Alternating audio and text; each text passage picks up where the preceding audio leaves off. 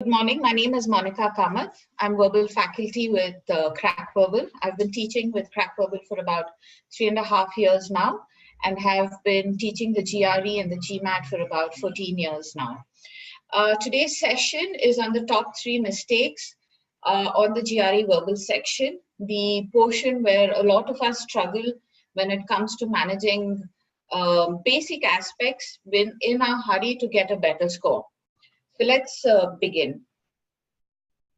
The total duration for this webinar, give or take, is 90 minutes, in which I'll do a quick introduction to Crackable and what is it that we do. There are several free resources that are available to anyone who would like to look at attempting the GRE.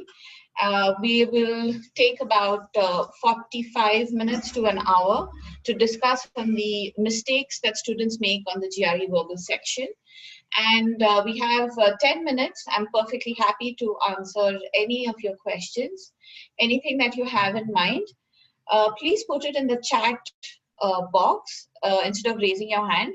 The chat box is open for all to see. So if you see the question that you had in mind already having been asked, do not worry, I will address all of the questions that you all put in. Some ground rules for the session. We want to make this session as organized as it can be, and the intent is to get the best out of what we're doing. Whatever questions you have, please feel free to put it in the chat window. You can type it out and I'll be happy to answer them for you. If you see a lag of over 10 seconds, ping me or put a message on the chat. If no one else is facing the problem, there's probably a tech issue from your end or a connectivity issue from your end. With that, a quick introduction to Crackable. We've mentored more than 5,000 students through their master's journey with their GMAT and GRE prep up until their MBA as well as MS applications. What you will also notice that these days a lot of MBA colleges are open to accepting a GRE score, and thereby the number of people taking the GRE has gone up. The intent with which Crackable was set up was to act as a bridge between faculty, and we love teaching. If you sit through any of our classes, you'd notice that there's this very obvious love for teaching. And the intent is to make all of you all extraordinary achievers so as to help you meet your dreams. You'd notice that our students are placed in the top universities. You have Carnegie Mellon, you have Columbia, you have University of Illinois, you have Cornell, you have University of Manchester, you have McGill, you have Yale. A lot of our students have been placed all over India. If there is anybody who is taking the GRE in order to apply for an MBA program, do not worry. Your concerns are also being taken care of on the GRE aspect. A couple of free resources for you to get started. Where do I begin with my GRE course?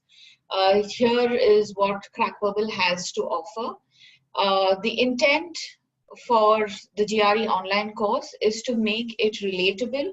It is specifically designed to understand the student's thought process and keep it as flexible as is possible so that you can learn at your own pace. And you have multiple ways in which you can learn. What I will do is I will paste all of these links in the chat box, and you can connect directly onto our website. We have different options via which you can learn. There's, of course, the online course. There's a classroom session. You have the option of purchasing the textbooks directly from Amazon. You also have Kindle versions of our books. And we have different ways in which all of this beside your mobile learning, your peer learning. We have forums, we have discussion groups. We have a lot of things happening. So rest assured you're in good hands with us. Here are some resources for you to utilize. You can take a screenshot if you'd like. You have different options that you can use. All of these are free. please maximize on this, because this is going to help you make the most of your prep. So you have all you need to know about the MIS, vocabulary for the GRE. This is an ebook, the ultimate guide for preparing for the GRE verbal section, the comprehensive guide to GRE prep 2016 and 17. This will give you a clear idea on what is it that you should be doing in order to ace your GRE. The link, again, I will paste this in the chat window so that you all can connect to our website directly. Also on YouTube, there are several videos that we have shot to help you do really well strategy-wise on the GRE. The intent is not just to learn vocabulary, it's not just to learn how to tackle your questions. It is also to learn how to manage your time, what strategy you need to use, what is it that would work for you, and what is the best way to leverage it. Again, I would be pasting the link in the chat window. Of course, there is our flashcards. Now you have a certain set of flashcards that are available for you to download for free. Again, I would put the link on the chat window. The difference between our flashcards and what is available otherwise is that the typical flashcard that is available out there is designed for the international market. Now, when we speak about the international market, this is an English-speaking market, which means English is their first language. India being as we are, we have a completely different thought process. A lot of our language is has a mix of some sort of a local language or a dialect, and the way we speak and think is very different from and most of the international students, despite us being able to speak English fluently. So these flashcards are specifically designed for the Indian student. And the intent is to make it relatable so that you find it easier to learn words and remember them. It's not sufficient that you learn your words. You need to be able to remember them as well and apply them in your daily life. Then you also have GRE Blogs. This is available on our website. It tells you on, it talks about what is it that you should be looking at, and how is it that different colleges view your GRE scores. There is a new blog that has also been put up recently. It is my MBA. Should I do an MBA or should I do an MSBA? What we've noticed in the recent past is that a lot of students have been coming and asking us questions saying, look, I come from a STEM background and I want to get into the business aspects of things, or I want to get into research and development, but I want some amount of exposure to business because I want to be the person making the decision as well as, you know, understanding exactly how the whole decision plays out. So this is another option that you all can look at, MBA versus an MSBA. For a lot of people who come from the STEM background, this would be very useful. Please do look up that blog as well. And as you're aware, ISB has started accepting GRE scores. So which means what is it that you need to know about the ISB and GRE scores. We also have a blog on funding your MIS, which effectively means what is it that you need to do, how do you need to prep your profile, what do you need to have in place before any education loan company gives you your loan. There are separate videos on the education loan thought process, and in the coming quarter, that's in sometime in May, June, July, we're also going to be doing another video on education loans. So if you're wondering if you're eligible for an education loan before you even begin your prep or apply to schools, do not worry, we have you covered. We will be doing that as well.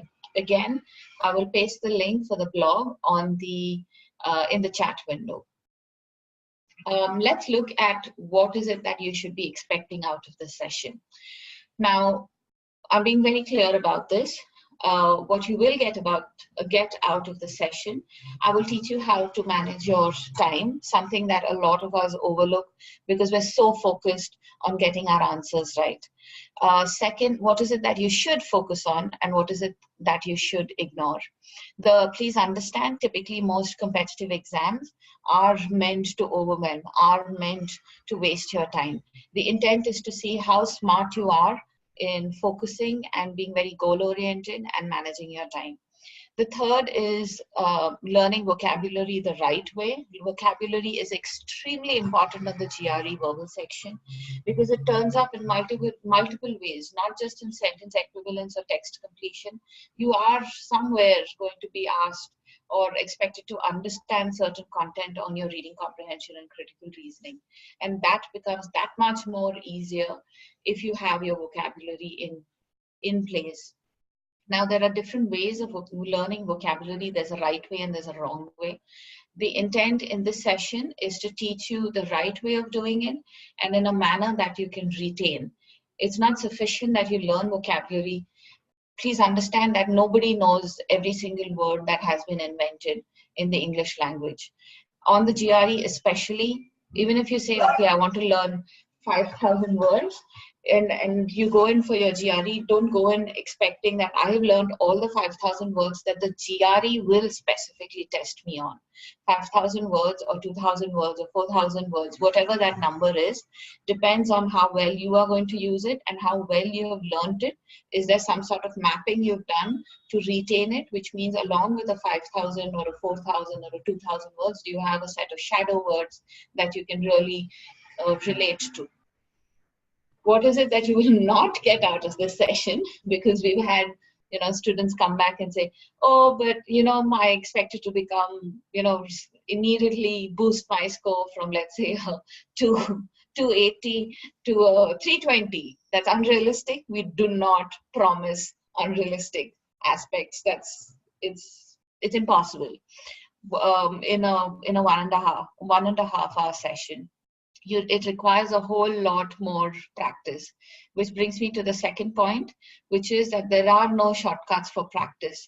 These tools will only help you make your practice smarter, but there is no shortcut. There's nothing that can help you if you're not practicing. Now, with that in mind, let's move on to the top 3 mistakes and what is it that you need to do.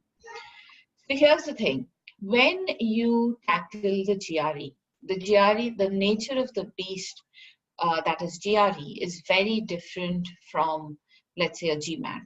Now, the GMAT does not allow you to pick and choose what questions you want to answer first, whereas the GRE actually gives you that liberty. So what you should not be doing is that, okay, there's a question that's been thrown at you. You answer the question as they come, and you don't utilize the mark and review buttons. That's a very bad way of managing your time on the GRE. And I will show you what your screen looks like, what is it that you can do, and how is it that you can maximize and leverage these options on your GRE. The second aspect, this is very, very typical. There are booby traps set for you on the GRE, and it is set because this is we are human. This is psychology. This is the way we are. So which means that the tendency to fall into traps is very high. And knowing that we fall into these traps, they're specifically laid out for you on the GRE so that if you are not focusing, if you are not paying attention, you will fall into that trap. And which effectively means if you get, let's say there are 3 blanks in your question, you got 2 blanks correct and the 3rd blank wrong. Tough luck. There are no part marks on the GRE, which effectively means that you need to focus. You need to be paying attention. You cannot be overconfident and say, okay, I got 2 of them right, and the 3rd one seems like or looks like or feels like. Do not use these inky pinky ponky tactics. These don't help. The third is learning vocabulary the hard way. A lot of us, unfortunately, learn vocabulary in the most difficult way as is possible. We grab a dictionary and then we try and consume it whole. That is the worst way to remember vocabulary or learn vocabulary. We're human.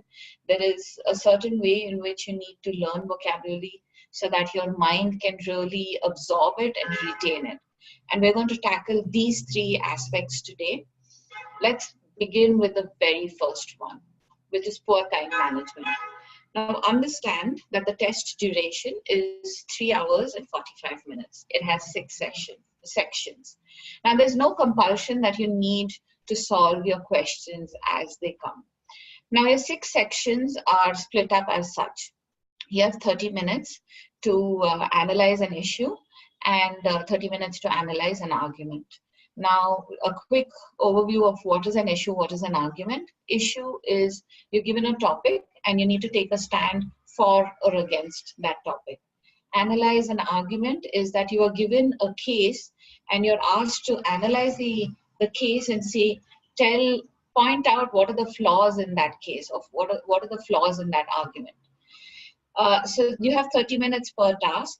The second section, which you have 2 subsections, which is your verbal reasoning section, also has 2 parts to it, which are 20 questions per section, again 30 minutes per section. Then you have your quantitative reasoning, again 2 sections, 20 questions per section, 35 minutes per section. You have the unscored and you have the research, and please understand they're not going to put a blinking light or an arrow and say, look, my friend, this one's an unscored question or this one's a research question. Take it as a given that you're not going to know what is unscored, what is research. You're just going to be going through all of your sections without knowing exactly how, why, where, when, which one's unscored, which one's research. All right, keeping that in mind. Now, this is where your time management skills come to play. You have a section called the review screen. In the review screen, you have the option. Now, here's the thing.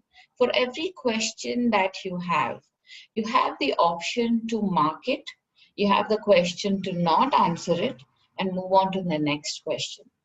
After you have marked your question or you have not answered your question, you then come to this screen.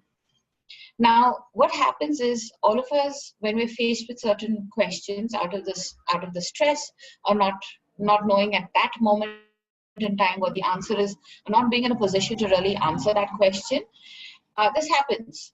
This happens to the best of us, which means take this opportunity to mark the question and say, all right, I will answer it or I will choose not to answer. If you notice question number 19, it shows as answered and it still shows as marked, which means that you can answer it and say, okay, I'm not very sure on whether this answer is correct or not, but let me review it later. And which is why you can even mark an answered question. You also have obviously the option of not answering certain questions and marking it so that when you come to the review screen, you can always go back to that question and look at it in a far more calm manner and say, all right, this did not make sense to me then. Let me look at it now. And then answer it calmly. So please ensure that you leverage this review button. This is a huge plus on the GRE because if you're struggling with any question, understand this. You've read your question once, you didn't understand it. You read it the second time, you didn't understand it. If you go in to read it the third time, by now your mind is already slowly moving into panic mode. Now, moving into panic mode means that already you're struggling with that question. Now, when you're panicking, your mind is going to just cease and it's not going to be working at 100% efficiency. You are not doing yourself a favor by trying to attempt this. And this is a very typical student mindset that I am going to not give up because this is what I'm accustomed to from childhood. Please understand, you need to know when to put something aside and come back to it and think about it and then answer versus trying to jump in headlong into it. So please ensure that you're using the mark and review buttons effectively, because this is going to help you save time in the long run. This saves time. I do not understand this question. I do not know the answer right away. I'm not in the frame of mind to answer this right now. I'm going to put it aside. I'm going to mark it. I'm not going to answer it, or I'm going to answer it and I'm going to still mark it and put it aside. And then when I come to my review screen, I will then go back and then look at my question calmly and then deal with it. Please use this very effectively. This helps you so much. The second aspect that a lot of us tend to trip over, which is we fall into these traps that have been set for us, especially in sentence equivalence and text completion. Now, what happens is that as Indians, we are very contextual. A lot of our communication is very contextual. For example, let's say I invite all of you home for a party, and I call you up and I say, listen, the party is at 8 in the evening today, and do come by. And when I've called you, you pick up the phone and then you say, listen, Monica, I'd love to come for the party at 8 p.m. Assuming I've called a plumber, assuming that the plumber turns up on time and he finishes his work on time, I will be there. All right. Now, at around 7:45, you call me and you say, Monica, the plumber just turned up. 7:45 p.m. So you call and you say, oh, Monica, the plumber just turned up. My response typically would be, oh, no problem. Next time. What have I effectively done? Contextually, you haven't necessarily told me that, listen, I can't make it because the plumber just turned up. And which means that by the time he finishes his work, I will not be able to make it to your party in time. But you really haven't voiced this. What did we do? Contextually, we just understood between the two of us that, all right, you won't be able to make it for the party. You didn't say it specifically, but I understood it. And that is the end of our conversation. So you say, Are yaar, the plumber just turned up. And I'll be like, koi baat nahi, next time. Right? That is the typical way in which Indians communicate. And then we hang up. And that is the end of our discussion. Now, on the other hand, if the same conversation played out with anybody who's not an Indian, if you called and you told me that, Monica, Monica, the plumber just turned up. So my question would, and you just stop at, Monica, the plumber just turned up. And I would still wait for you to continue saying, yes. So why is this person giving me an update on his plumber? Right? So understand that Indians think very differently. We always have a context. We always bring in external information. And that is a major trap. This is a trap that most Indians fall into. So what you need to focus on is that ensure there is no external knowledge that is being brought in when you're dealing with any questions. Now, when I say any questions, while I'm showing you an SE and a TC question, this applies to critical reasoning. It applies to reading comprehension as well, which means that you cannot get in any external information. If your question were something related to tribes in North America, you may be an anthropologist. It does not matter that it's your subject matter expertise. You will not bring in any information of your subject matter expertise. Understand that it is a standardized test, which means everybody needs to be working on the same level of knowledge. Now, when you look at this specific question, which is on the screen, the Scary Movie series is a set of Dash films, since it has collectively grossed over $818 million at the box office worldwide. Now, all of us know that the Scary Movie is a spoof. It makes fun of a whole bunch of other horror movies, right? Now, this is external knowledge. But when you look at the question that is very specifically given to you here, it is not focusing on it being a spoof. Understand, you have to understand that when they are talking about money here, read your question carefully. The Scary Movie series is a set of Dash films, since it has collectively grossed over 818 million. They're talking about money.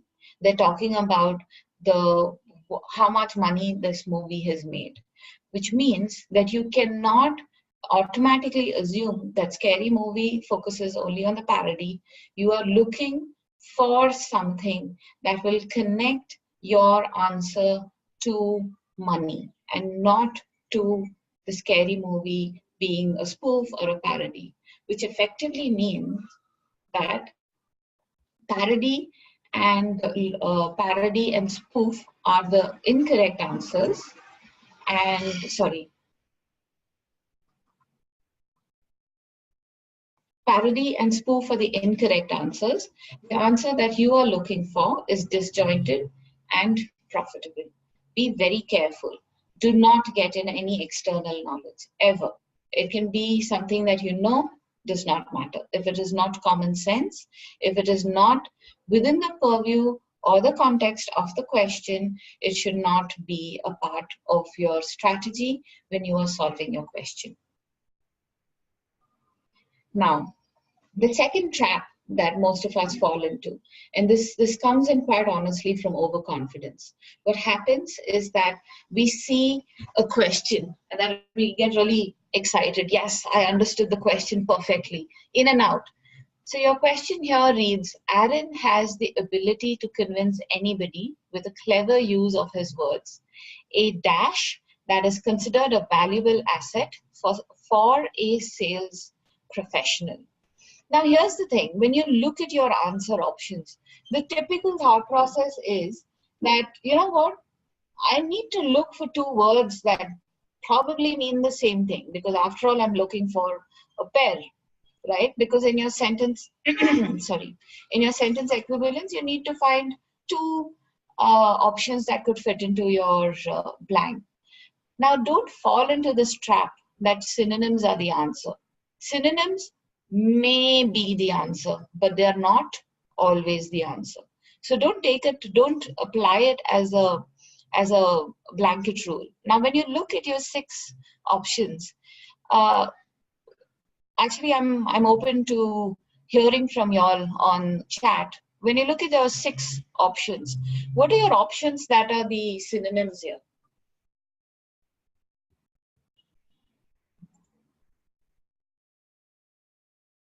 You can put it on chat here, and the chat is open to all of you. What do you think are your synonyms? So Akshay says C and D, yearning, craving, correct. What else could be your synonym? Let's focus on synonyms first. You have position and you have role, correct. That's from Raja. Then we have Shika who says A and F, which is position and role, again, correct. Then again, there's C and D, correct.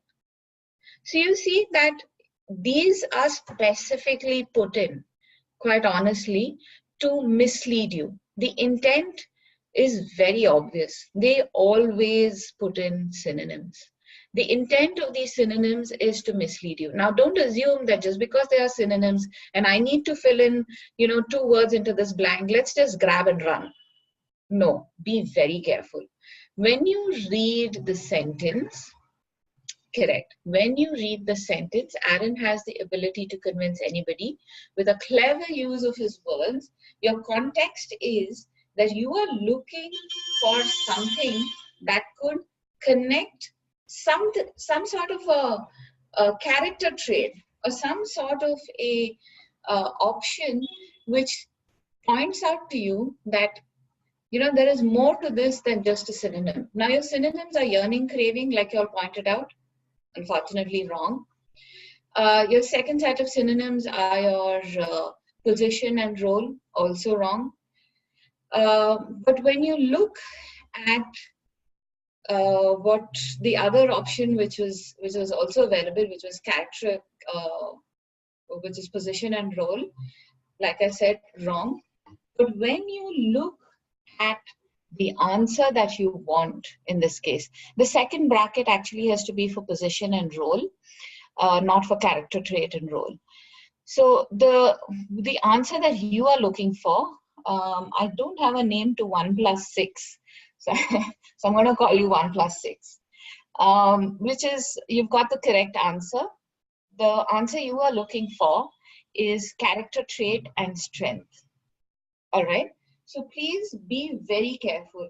Your answer has to be contextual. Your answer has to be very specific to what is it that your question is asking, and not based on, all right, I know my synonyms, that's it. I'm overconfident, I'm going to take this and run, because typically when I have synonyms, I can take both and plug it into the answer and go with it. No, synonyms are not always the answer. So be very, very, very careful how you use it. Let's look at the next way in which we tend to make mistakes. Now, here's the other thing. This is still within the traps that are set for you on the sentence equivalence and the text completion. What they do is that, now, I have very obviously highlighted the word hardly for you. And I've already told you that they're not going to make it easy for you, and nor are they going to put a flashing light or an arrow saying, my friend, you know, look at this. This is the one that's going to drive your answer choice. No, in this case, I've highlighted it for you so that you understand that there are certain transitions that can happen within a sentence. You've started off all great saying, let's start off with, let's start off with the positive. But somewhere along the way, you've got sidelined and you haven't realized it. The plot in the sentence has moved from being positive to probably negative, probably back to positive. You have to be very, very careful and understand contextually what is it that they want. Look out for specific transition words. Now, you will notice your sentence starts with although, which in itself is a transition word. And then you also have hardly, which again is a transition word. Now, be very careful. When you have transition words, more than one transition word in your sentence, you have to be very careful on how is it that they play out together. Are they offsetting each other? Are they adding on to each other? Are they neutralizing? Are both of them neutral? Are both of them positive? Is one positive? Is one negative? You need to be aware of what role each of these transition words play. Now, let's read this question. Although it does contain some pioneering ideas, one would hardly characterize the work as dash. Now, when I started off, I'm saying although it does contain some pioneering ideas. So which means you're acknowledging that there are some pioneering ideas. But then the second half said, one would hardly characterize the work as dash. Now, tell me, what do you think should be the word that comes in here? Two words that should come in. Should it be something that is similar to pioneering? There is a word for this, similar, akin, A-K-I-N. You can write this down. This is a word that you can add to your vocabulary. So although it does contain some pioneering ideas, one would hardly characterize the work as dash. Now, are you looking for a word that is a contrast to pioneering, or are you looking for a word that is akin to pioneering? What do you think? Similar to pioneering or opposite of pioneering? So Raja has said similar to pioneering. 1+6 has said innovative, original. Smriti has said akin to pioneering. Akshay has said similar to pioneering. Correct. Oh my God. Kamruzaman. I hope I've pronounced your name correctly. Also says similar. So the words now that we're looking for is something that is, you're right, similar to pioneering. Now let's look at all the answer options. A, you have orthodox. Clearly not similar to pioneering, because orthodox typically means conservative, and thereby orthodox cannot be the answer. Now let's look at the second. You have eccentric. Now eccentric means somebody who does not follow the typical path, somebody who walks to the beat of their own drummer. Should I be considering this? Maybe. So I'm just going to put this on hold. Now you have the third word, you have original. Original is as close as possible as it can be to pioneering. So definitely original is one of my answer options. What does D mean? What does trifling mean?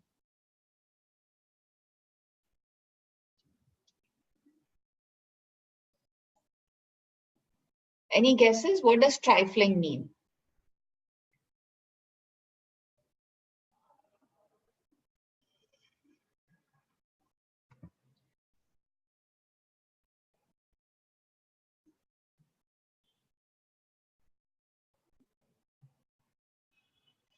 So we get, I've got answers saying ignore, silly, outed, trivial, not important. Any other answers? Small and unimportant. You're right. So the trifling means small and unimportant. Trifling means that it is not of great importance. It is insignificant. Thereby, can I use trifling for pioneering? I cannot. So thereby, it cannot be one of the answer options. So I've removed A, I've removed D, straightforward.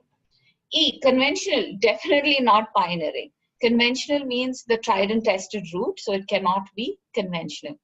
And then I have the sixth option, which is innovative. Now I'm stuck between, should I take innovative, should I take eccentric? Given the context of the sentence, now you have to, you know for sure that original is one of the correct words because it's the closest to the word pioneering. Now I have to choose between eccentric and innovative. Given the context of the sentence, what do you think is the correct answer? Should it be eccentric or should it be innovative?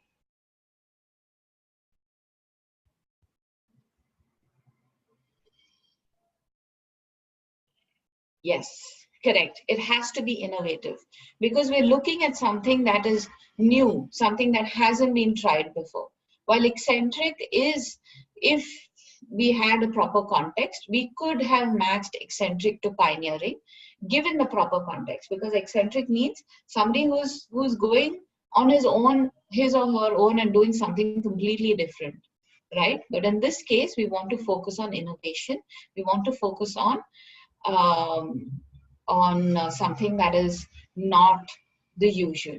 So eccentric, to answer your question, Firdaus, eccentric would be, how many of you know Johnny Depp from the Pirates of the Caribbean? But most of you know Johnny Depp from the Pirates of the Caribbean. His acting, the way he has acted in as Captain Jack Sparrow, he comes across as a very eccentric person, which means he does as he pleases, and he just walks to the beat of his own drummer. He just feels like doing something, he'll just do it. Now, if I had to say eccentric for pioneering, it would, now typically eccentric is like the example I gave you, which is Captain Jack Sparrow in the Pirates of the Caribbean. Now, on the other hand, if I wanted to connect eccentric to pioneering, it would also be, all the work that most scientists do, they step away from the typical path and they take the path that is not tried out, right? And like, for example, who can I give you as an example for eccentric? Let's take a Warren Buffett. Warren Buffett is considered eccentric in the investment scheme of things. At least long ago, he was considered eccentric because he did not follow the typical path. He went on his own and he applied a completely different thought process to investing, and which is what made him the richest, one of the richest men today. Because the way he goes about investing is very different from what was considered as normal then. Today, the story is completely different. Today, everybody hails him to be this wizard on the investment front. 10 or 20 years ago, they were like, man, this man must be crazy because he does things very differently. It wasn't considered necessarily pioneering then. Today, 20 to 30 years hence, is considered pioneering. Eccentric is can be a positive word, Akshay. So it can be. So it depends on the context on which I use it. If I'm going to use eccentric for positive, but in a positive manner, that Warren Buffett was an eccentric investor, positive. Now, if I'm going to use eccentric, saying all of the people in the mental asylum are eccentric, negative. It has to be on a normal front. Eccentric is usually positive. Usually means somebody who does his own thing. All right. Now,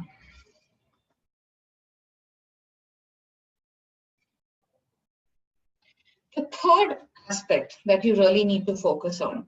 The third aspect is learning vocabulary. Now, the thing is that in our super excitement to learn vocabulary, and I want to learn 4,000 words, I want to learn 5,000 words, I want to learn 10,000 to the power n words. All that is all great. Now, understand, like I've said before, the GRE is not going to test you on every single word that exists on planet Earth. It is going to test you on words that they believe you need to know in order to be able to carry out your master's degree effectively, which means they expect you to know words that are often used in normal conversations. Now, understand, when we say often used in normal conversations, this is often used in normal conversations in English-speaking countries. When I say English-speaking countries, the first language is English. In India, English is not the first language. It is one of the languages that we speak. Each of us has our own mother tongue, and we speak a completely different language. And look at it, the way India is placed, we're literally a conglomeration of several different ideas and thought processes. It's like having multiple countries within one. Every 20 kilometers,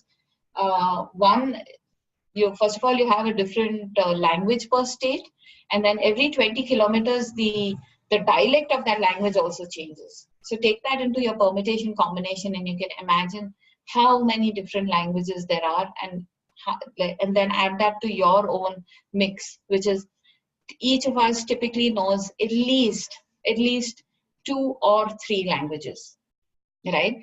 Now, what happens is that because we're not necessarily speaking in English all the time, we are not necessarily using words that really convey in as succinct a manner as is possible exactly what is it that we'd like to say.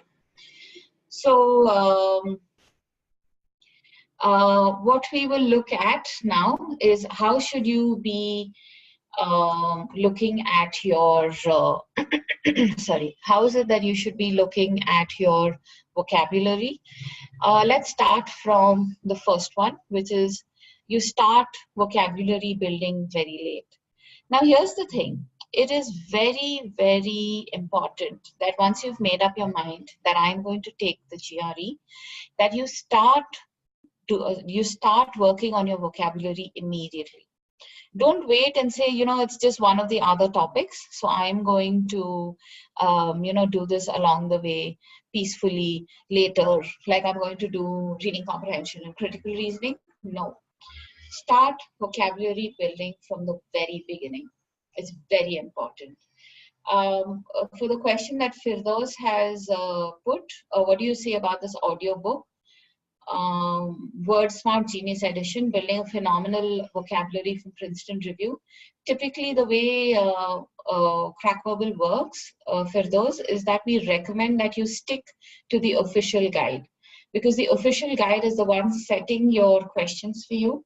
So when you want to learn vocabulary, stick to the way that the ETS guide expects you to learn vocabulary. From there on, the resources that you use are up to you, but please ensure your strategy is based on what the official guide tells you to do. So coming back to the discussion at hand, please ensure that you start building your vocabulary from day one. Because learning vocabulary is a never-ending activity. You can keep learning vocabulary until the very, very last day. So very last day, as in like even on the day that you're taking your GRE, you can still be learning vocabulary. The second is learning vocabulary very superficially, right? To answer your question, 1 + 6, are 500 words of Crackable sufficient? No, they are not sufficient. You need to do way more than 500 words. The 500 words that we have given to you is the foundation basis which you can learn more words. What we do is we teach a strategy on how to use those 500 words to then add on at least another 2,500 to 3,000 words over and above the 500 words. There's a mapping thought process that is taught to you in a session, and that is what is involved in the online course and your classroom sessions, and even in your personal tutoring sessions if you all sign up for one-on-one. Now let's look at the second option, which is approaching your vocabulary building superficially. Now what happens is that when we want to learn words, what we do is we don't know where to begin. So we tend to just grab the nearest available resource, which is a dictionary, and then we start learning this in a very, an orthodox manner, which is the dictionary is providing the words in a specific order. I'm going to learn it in a specific order. I can assure you that by the time you reach D or E or even C, 100% you would have forgotten all the words in A and B. It is not in your favor to be learning vocabulary this way. It doesn't make sense. Your brain cannot understand this. We are humans. Psychologically, we are built to want to do things in patterns. Think about this. Typically, whatever lessons that we have learned so far in our life is from experience. And what we call as experience is basically a brain pattern that has been set for us. We did something and then now we know that it can be done in a certain manner. For example, let's say there's a hot kettle and it's on the stove, but the stove is switched off. You don't know that the kettle is hot and you go and grab the kettle. You've burnt your hand. Next time that you see a kettle on the stove, you're just automatically going to assume that it is hot and you're not going to grab it, even though the kettle is switched off, even though the kettle is probably cold. That's how quickly the pattern gets set. Now, even if you see the same kettle on the dining table, you are still not going to grab it straight away because that pattern has already been set in your mind. So this is how your mind works.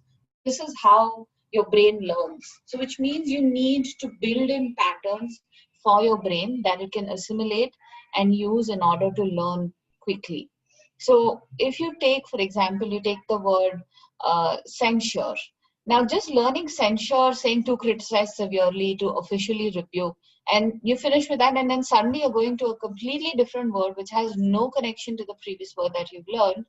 You're not going to remember this. All you're going to do is you are going to have parroted the whole dictionary without having made any patterns in your brain to really connect the words or remember or assimilate these words. So you have to be able to create a pattern within these words that you learn in order to be able to take it forward. So when you learn the word censure, look for another word, look for a synonym, look for an antonym, look for a word that is similar to censure but not as negative, something with less negativity. Scold, right? Or scold is also a negative word but not as negative as censure is, right? Or reprimand. Reprimand is again less negative than scold. So you see the pattern that I'm setting here. I'm going with words that are similar to censure, but in varying degrees of whether how positive it is or how negative it is. So you need to form some sort of a pattern here. Without that pattern, it's going to be very difficult for you to really learn your words. The second is, yes, absolutely, word groupings help. It's very important that you do your word groupings. There are different ways in which you do word groupings. You can group them together, saying synonyms, antonyms, positives, negatives. We have the thought process called inclines. We have a separate YouTube video on learning vocabulary. You can look that up. In that, I teach you all how to build these word groups. How is it that you can bring in this pattern, and how is it that you can retain words better? The second is that you look at the superficial meaning of the word only. Superficial meaning of the word is that you have learned the dictionary meaning, but you cannot, you haven't used the contextual meaning. Can you use, Firdaus has asked, can you use mind maps for learning vocabulary? Absolutely. That's a spectacular idea, because when you use mind maps, it helps you remember words better, because what you're doing with mind maps is you're connecting, you're building a pattern. So it's very important. So superficial info about the word's meaning. I've learned the dictionary meaning, useless, because if I'm going to try and apply the dictionary meaning of the word to a sentence, then I'm not going to be able to connect with the context of the sentence and not necessarily get that correct. So be very careful. You need to not just understand the dictionary meaning of the word, you also need to understand the contextual meaning of the word. That's the second. The third, this is where we come into context. Now, when we talk about context, what you need to remember is your connotation, which is contextually, what is it that the sentence what is it that the sentence wants you to apply? What is it that you should be using? Should I be using a negative word here? Should I be using a positive word here? Which is what I mean when I say register, which is, should I be looking at positive? Should I be looking at negative? If I'm looking at a positive or a negative, like I gave you the example, censure, scold, reprimand, all of these are in varying degrees of effect. They're all talking about the same thought process, but they have a completely different degree of effect. So be very, very careful that it's not sufficient that you just learn your word very superficially, but you need to go into details, which is you build a pattern, you do your word groupings. You don't learn just the dictionary meaning of the word. It's not sufficient. You have to connect it to the context and put it into a sentence and then learn that word. The third is that when you're using context, take into account connotation, register, and degree of effect. And when I say connotation, what is it that the sentence wants you to take into account? Register, which is this a negative word? Is this a neutral word? Is this a positive word? Or the third, which is degree of effect, should I be using something extreme or should I be using something far more subtle? I see a couple of questions in chat. So Smriti asks, could you give me an example of learning words using mind map? If you go to the, you can look up this website. It's called visualthesaurus.com. You can write this down, visualthesaurus.com. I'm going to type it out for you here.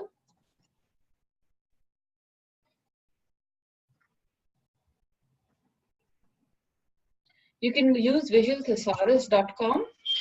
What visualthesaurus.com does, Smriti, is that when you put in a word, it automatically connects you to several other words, and you will see how it plays out. And then each word then goes on to connect to so many other words.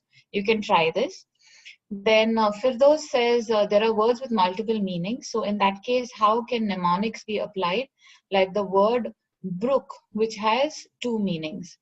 So here's the thing. When you learn the word brook, now when you use mnemonics, mnemonics is to be able to use sound as well as a picture to help you understand the word better.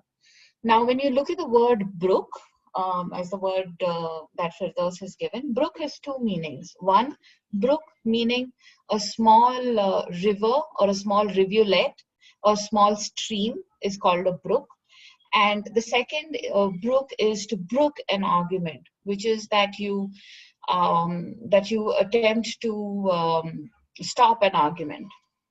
Now, what happens is when you are learning certain words,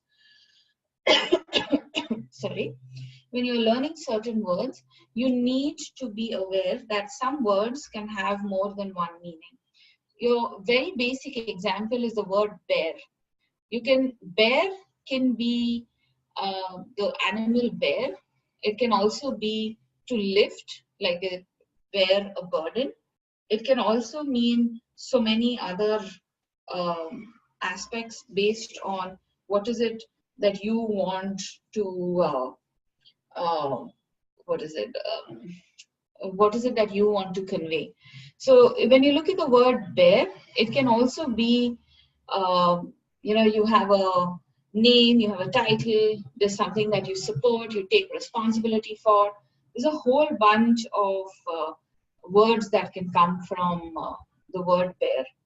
So how do you use mnemonics to learn the different meanings?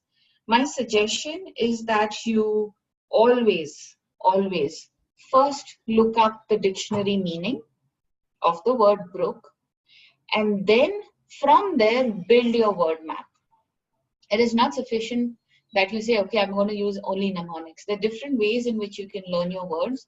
You can use word roots, you can use contextual meanings, you can use mnemonics, you can use word groupings, you can use inclines.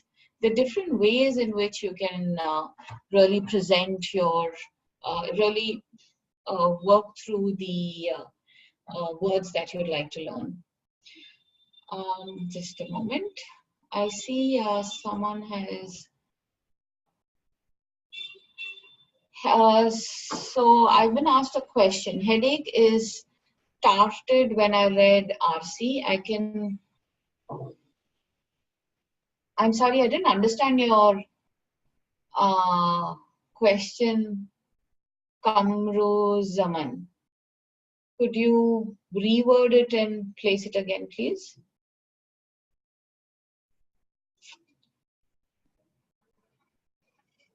All right.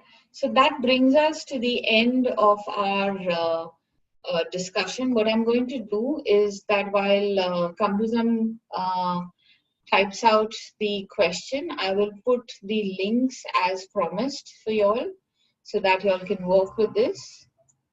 Just a moment.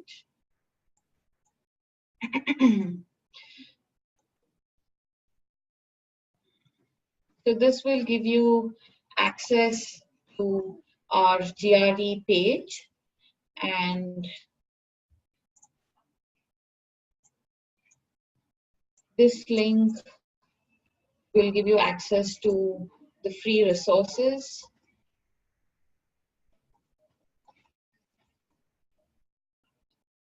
Please copy these links, because once the webinar is done and is closed, the links would not be available. Then it would show up on YouTube, from where you couldn't be in a position to really copy these links.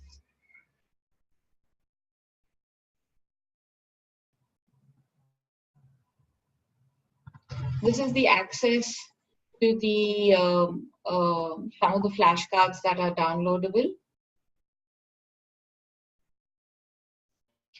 This is the access to our GRE blog.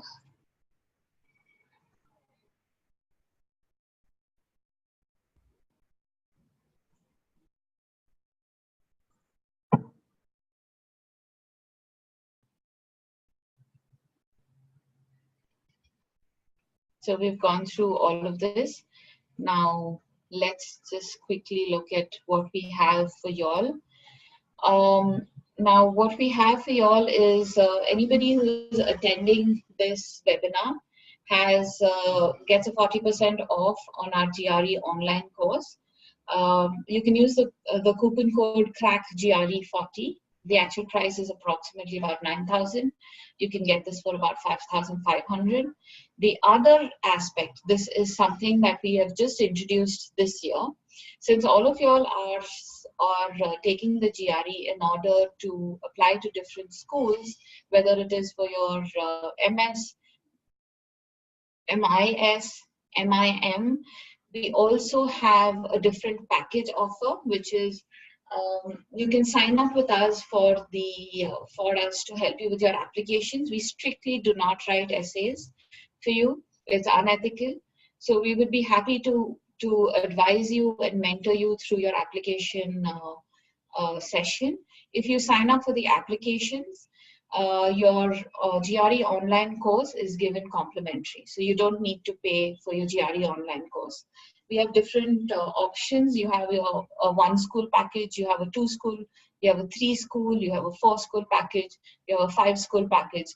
With all of these packages, your online course is completely complimentary, and this makes for an extremely good deal, because then you have to just focus on your GRE, and once you're done, you can jump straight into your applications, and you will be connected with mentors who are either alumni from different colleges or are experienced people from that specific industry.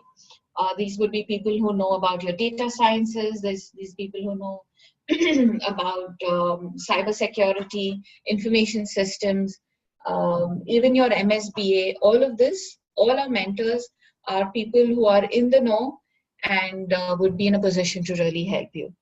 Now, to address the last question, if you all have any questions, please post it in the chat window, and I'll be happy to answer it. So, Kamruzaman, would you like me to answer this to everybody, or would you like me to type an answer out for you separately? Her question is that when she or he looks at reading comprehension, it feels like a lot to take on, and 5,000 words feels like a lot. Are there any books that I could suggest? Are there any websites that I could suggest? One is, I've already given you all the visual thesaurus. You can look up there is a webinar that I have specifically done on vocabulary building. I've given you the link to the YouTube channel. Once you go in there, just do a search for vocabulary, and that should help you answer or learn your words faster, better, smarter, so that you are in a position to really tackle the number of words that you have set for yourself. Let me just copy the link and the website, as well as the code that you all can use in order to partake of the offer. Just a moment. That is your link, and your coupon code is CrackGRE40. You can look at signing up for applications, and this course comes to you completely complimentary. One moment. I think when I pasted the link earlier, it didn't get pasted correctly. I'm putting it again. All right. Thank you so much for your patience, and thank you so much for your attention today. With this, I will bring the session to a close. You can take a screenshot of this. We have centers out of Malleshwaram, Koramangala, and Marathalli, and that effectively covers most of Bangalore.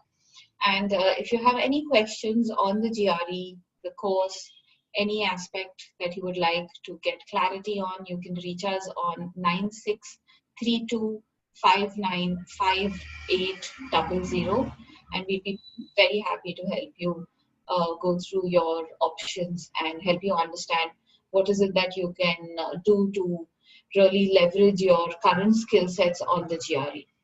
Thank you so much. Have a lovely day ahead. If there are any questions, I'm happy to answer. If they are not, then I will close the session for today. Thank you for being such a receptive and participative audience. Any questions?